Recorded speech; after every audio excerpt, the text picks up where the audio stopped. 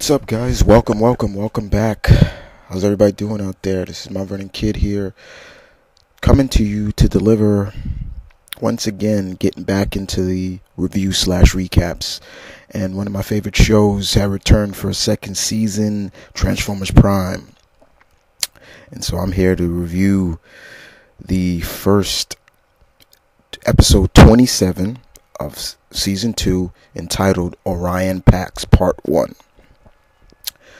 First and foremost, I'd like to give a shout out and say basically congratulations to the team of Transformers Prime for winning a Daytime Emmy Award for outstanding achievement in animation of last year's Daytime Emmy Award. They won 2.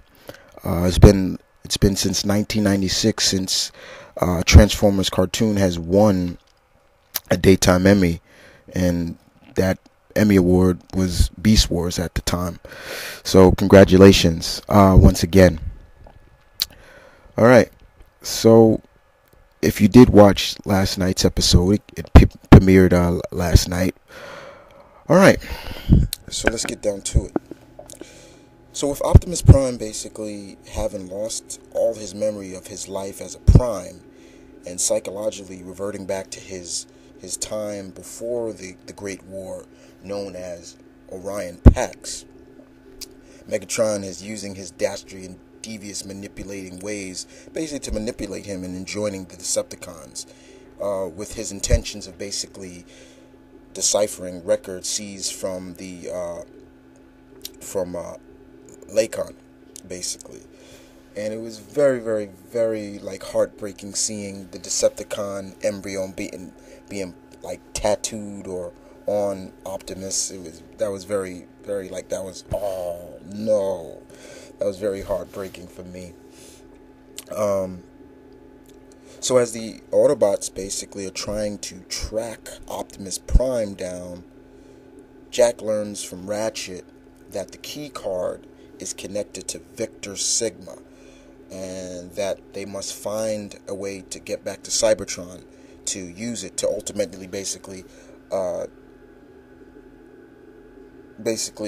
help Optimus get his memory back.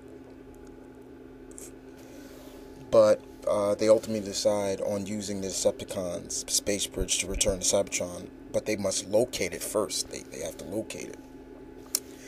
And before that, there was a big battle between the Cons and the foursome, the three of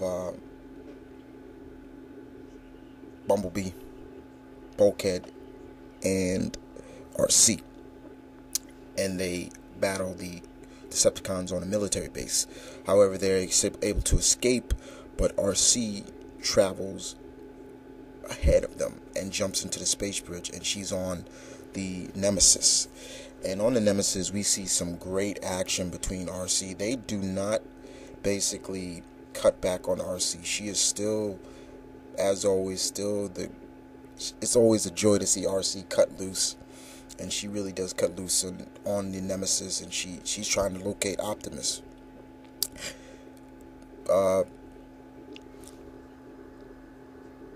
Megatron basically discovers that she's on there, and Arachnid basically wants to go tangle with her old Nemesis, but Megatron says no.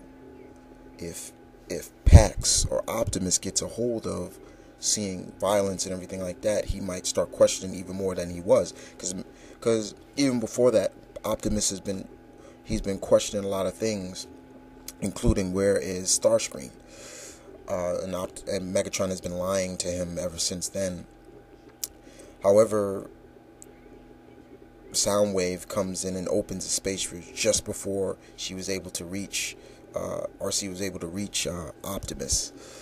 So we get to see a little bit of anguish and, not dissension, but a little bit anger in the core of the team afterwards, because they're like, if this was Optimus, he would have got to us, or things like that. And it really started to play a little bit on until Jack had to really calm them down, and that's when they came up with the idea of deciding to let the Decepticons build their space bridge, and we'll use it. However, during that time, we fast forward a little bit later, we see some cons flying into on back on the Nemesis, and who's behind them?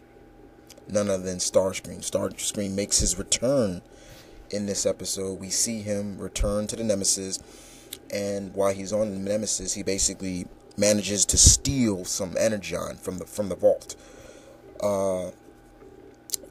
But ultimately, he sees Decepticons walking his way, so he has to hide in the closest room that he has. And what closest room is that but where Optimus or Orion is working? And right there, he ultimately addresses him as Optimus Prime, and he aims his missiles at him, and boom, to be continued. Overall, the first part of Orion Pax for Season 2 was very decent, very good, in my opinion. I didn't really expect, I expected more of, the team still is, trying to get over the fact that they lost their leader.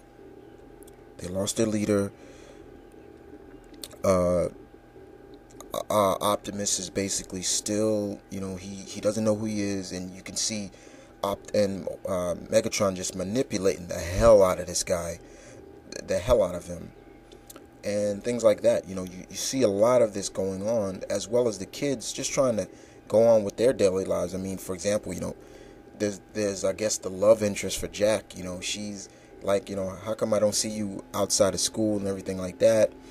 And his social life's getting a little messed up.